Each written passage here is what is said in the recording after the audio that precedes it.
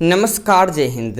मैं अंकित मिश्र एक बार फिर से हार्दिक स्वागत करता हूं आपके अपने चैनल एग्जाम तक पर। दोस्तों, जितने भी छात्र उत्तर प्रदेश के लिए सब इंस्पेक्टर मतलब यूपीएसआई एग्जाम की तैयारी कर रहे हैं, उनको बिल्कुल पता होगा कि मैंने आप सब के लिए जीके जीएस के मोस्ट इंपॉर्टेंट 500 क्वेश्चन की सीरीज चलाई है और इसका दोस्तों यह तीसरा वीडियो होने वाला है। यहाँ पर आपको करंट अफेयर के साथ साथ आपको हिस्ट्री, पॉलिटी, जियोग्राफी, साइंस सबके क्वेश्चन मिलने वाले हैं। बहुत ही अच्छी तरीके से आपको प्रैक्टिस क्लास चलने वाली है। 2 वीडियो के माध्यम से मैंने 35 क्वेश्चन कंप्लीट कर लिए हैं। चलिए अब चलते हैं अपने 36वें क्वेश्चन की तरफ। ठीक है, चलिए यहाँ पर अपने 36वें क्वेश्चन की तरफ चलते हैं कि 51वें दादा साहेब फाल्के पुरस्कार से किसे सम्मानित किया जाएगा। समझ रहे हैं कि 51वें दादा साहेब फाल्के पुरस्कार से किसे सम्मानित किया जाएगा। सबसे पहले बात करते हैं दादा साहेब फाल्के पुरस्कार।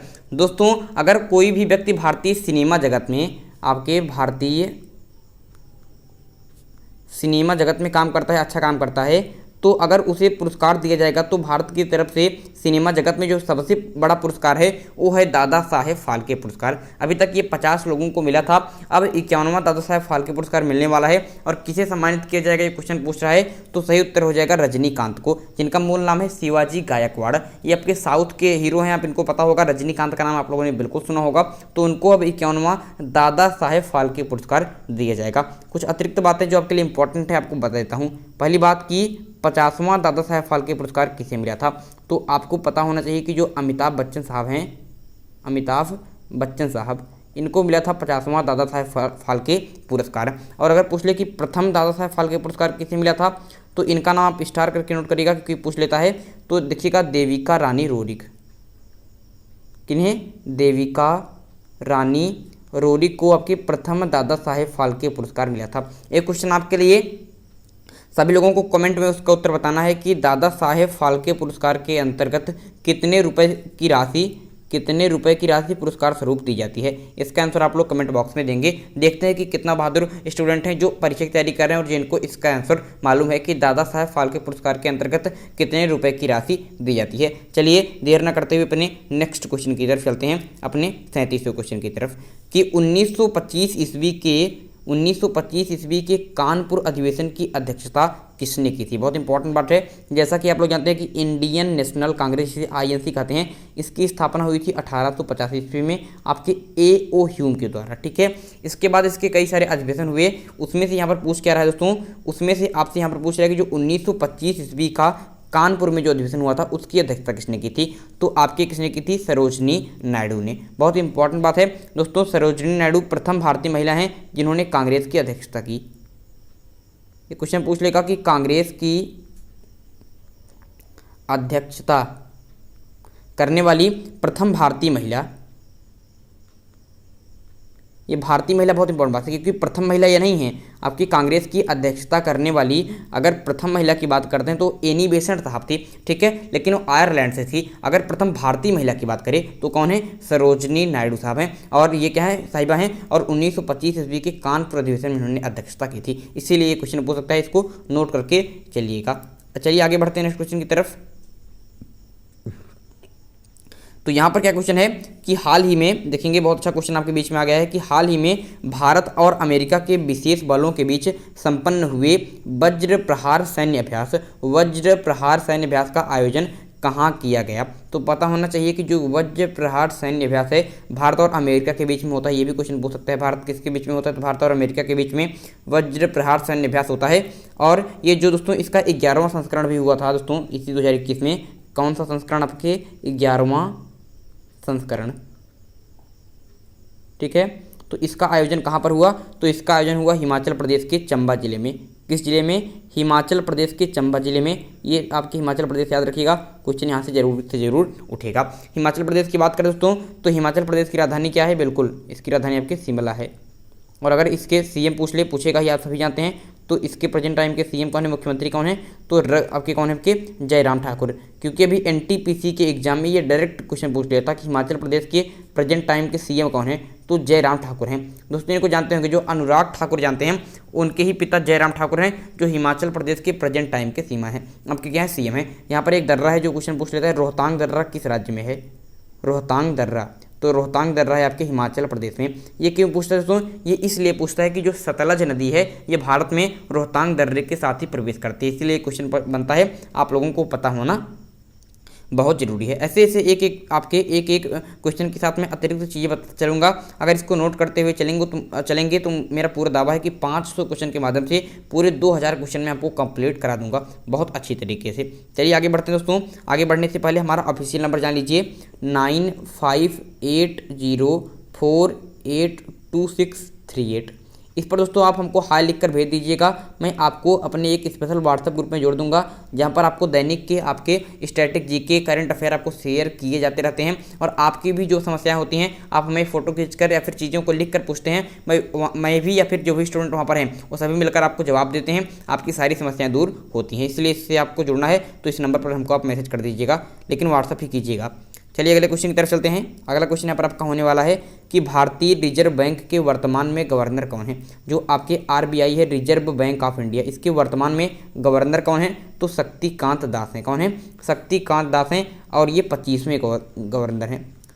कैसे गवर्नर हैं? आपके 25वें गवर्नर हैं। इससे पहले उर्जित आर पटेल थे और इसमें शक्तिकांत दास हैं रिजर्व बैंक के वर्तमान के गवर्नर। बहुत इंपॉर्टेंट बात है। चलिए आगे बढ़ते हैं कि रिजर्व बैंक में कुल कितने डिप्टी गवर्नर होते हैं। बहुत अच्छा क्वेश्चन है 40वां क्वेश्चन कि जो रिजर्व बैंक होता है इसमें कुल कितने डिप्टी गवर्नर होते हैं? तो इसमें कुल 4 डिप्टी गवर्नर होते हैं। आरबीआई के बारे में दोस्तों जान लीजिए कि आरबीआई की स्थापना कब हुई थी? तो आरबीआई की स्थापना के बारे में जान लीजिए कि इसकी स्थापना 1935 ईस्वी में हुई थी। कब? 1935 ईस्वी में। किस आपके आयोग की सिफारिश पर? तो यंग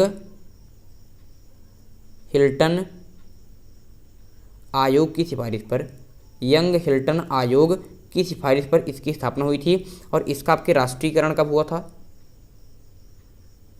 क्वेश्चन पूछेगा ही पूछेगा कि आरबीआई का राष्ट्रीयकरण कब हुआ? तो आपके 1 जनवरी 1949 ईस्वी को इसका राष्ट्रीयकरण हुआ था। बहुत इंपॉर्टेंट बात है, इसको नोट करते हुए चलेंगे। अच्छा, ये क्वेश्चन पूछता है, बार बार पूछता है, मैं आपको बताता हूँ कि आपके आरबीआई के ऐसे कौन से गवर्नर हुए हैं जो बाद में प्रधानमंत्री भी हुए? आरबीआई के कौन से गवर्नर हैं जो प्रधानमंत्री भी हुए? तो उनका नाम है मनमोहन सिंह। जो मनमोहन सिंह हैं, मनमोहन सिंह ये आपके आरबीआई के गवर्नर भी थे और बाद में क्या हुए? प्रधानमंत्री भी हुए। तो क्वेश्चन पूछेगा कि एकमात्र व्यक्ति कौन थे जो आरबीआई के गवर्नर भी थे और आपके भारत के प्रधानमंत्री भी बने? तो मनमोहन सिंह। कौन? मनमोहन सिंह। आइए आगे बढ़ चलते हैं नेक्स्ट क्वेश्चन की तरफ कि राजीव गांधी अंतर्राष्ट्रीय हवाई अड्डा कहाँ है? राजीव गांधी अंतर्राष्ट्रीय हवाई अड्डा कहाँ है? ये बहुत अच्छा क्वेश्चन है, आपको पता होना चाहिए। मैंने आपको पिछले वीडियो में कुछ अंतर्राष्ट्रीय हवाई अड्डे बताए थे और आज उससे थोड़ा भिन्न पूछ लिया है कि राजीव गांधी आपके, तो सही उत्तर हो जाएगा हैदराबाद में राजीव गांधी अंतर्राष्ट्रीय हवाई अड्डा है। इसके अलावा जो मैंने आपको बताया था एक बार रिविजन करा देता हूँ कि चौधरी चरण सिंह हवाई अड्डा कहाँ है? तुरंत याद करिए। आपके एयरपोर्ट कहाँ है? तो चौधरी चरण सिंह एयरपोर्ट। इसके अलावा मैंने आपको बताया था लाल बहादुर, अभी मैं आपको बता नहीं रहा हूँ, एक बार आप रिकॉल करिए, देखिए कितना याद है। लाल बहादुर शास्त्री एयरपोर्ट कहाँ है? इसके अलावा सुभाष चंद्र बोस एयरपोर्ट मैं नहीं लगा रहा हूँ, आप लिख लीजिएगा। सुभाष चंद्र बोस एयरपोर्ट कहाँ स्थित है? इसके अलावा आपके वी.डी. सावरकर एयरपोर्ट कहाँ है? ठीक है, ये बहुत अच्छा क्वेश्चन है। चलिए इसको हटाइए, मैं आपको यहीं से क्वेश्चन पूछता हूँ। ये 3 आप बताइए पहले, सुभाष चंद्र बोस, चौधरी चरण सिंह और लाल बहादुर शास्त्री। तो दोस्तों आपको याद रखना है, एक बार मैं आपको बताता हूँ, देखिए कितना याद है। सुभाष चंद्र बोस आपके, तो सही उत्तर हो जाएगा कोलकाता में आपके सुभाष चंद्र बोस एयरपोर्ट है। इसके अलावा बात करते हैं चौधरी चरण सिंह एयरपोर्ट कहाँ है? तो आपके लखनऊ में है। इसके अलावा आपके लाल बहादुर शास्त्री एयरपोर्ट कहाँ है? तो आपके वाराणसी में है।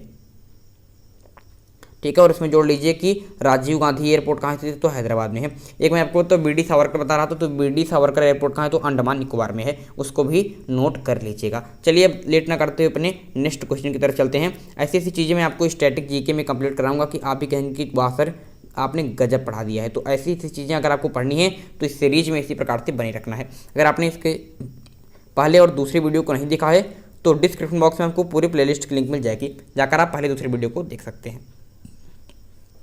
नेक्स्ट क्वेश्चन दोस्तों कि संविधान की किस अनुसूची में दल बदल के संबंधित प्रावधानों का उल्लेख है। दल बदल आपके के संबंधित प्रावधानों का उल्लेख है। तो आपके संविधान की 10वीं अनुसूची में, किस अनुसूची में, 10वीं अनुसूची में दल बदल से संबंधित प्रावधान है। बहुत इंपॉर्टेंट बात है, इसको आप नोट करते हुए चलेंगे। दोस्तों बात करते हैं अनुसूची की, तो कुल कितनी अनुसूचियाँ हैं, तो कुल आपके 12 अनुसूचियाँ हैं। कितनी अनुसूचियाँ हैं, 12 अनुसूचियाँ हैं। पहले तो 8 अनुसूची थी, बाद में ये 12 अनुसूची हो गई। इसमें दोस्तों जो 8वीं अनुसूची है उसमें किसके बारे में है, कि उसमें राजभाषा के बारे में चीज़ें बताई गई हैं। और क्या है दोस्तों, राजभाषा में कितनी भाषाएं इसमें है दोस्तों, इसमें कुल आपके 22 भाषाएं हैं। कितनी, 22 भाषाएं हैं। चलिए आगे बढ़ते हैं नेक्स्ट क्वेश्चन की तरफ। अगर क्वेश्चन ने पूछे कि 8वीं अनुसूची में कुल कितनी भाषाओं का जिक्र है, तो 22 भाषाओं का। शुरू में 14 था, बाद में 22 हो गया। ठीक है, ये बात भी याद रखिएगा। आइए आगे बात करते हैं नेक्स्ट क्वेश्चन की तरफ कि भारतीय संविधान में संघ एवं राज्य के बीच शक्ति का विभाजन, किसके बीच में, यूनियन एवं स्टेट के बीच में, संघ एवं राज्य के बीच में जो शक्ति का विभाजन की प्रक्रिया है, ये किस देश के संविधान से ली गई है, तो बिल्कुल सही उत्तर हो जाएगा कि कनाडा के संविधान से ली गई है संघ एवं राज्य के बीच शक्ति का विभाजन। आइए नेक्स्ट क्वेश्चन की तरफ चलते हैं। बहुत सारी चीज़ें पूछता है कि किस संविधान से क्या लिया गया है। अगर क्वेश्चन पूछ ले कि मूल कर्तव्य, जो मूल कर्तव्य है ये किस संविधान के आपके एक कहाँ से लिया गया है, तो आपके रूस के संविधान से लिया गया है मौलिक कर्तव्य। और अगर संविधान संशोधन पूछ ले कि जो संविधान संशोधन है ये किस देश के संविधान से लिया गया, तो दक्षिण अफ्रीका के संविधान से लिया गया है।